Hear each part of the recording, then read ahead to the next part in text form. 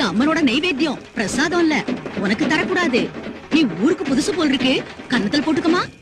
ஐயா நல்லா இருக்கு. தூரத்துல இருந்து வந்திருக்கேன், எனக்கு ஏதாவது தாங்கன்னு கேட்டா இல்லங்கறீங்களே. அம்மா இங்க பாருங்க, அது அம்மன் நைவேத்தியம். இது இன்னும் என் கையிலே இருக்குல்ல. இது நைவேத்தியம் இல்ல, வாங்கிக்குங்க. அம்மா, அம்மன் தாயே, நான் செய்யறது தப்பா இருந்தா என்ன ஏதாவது செய்.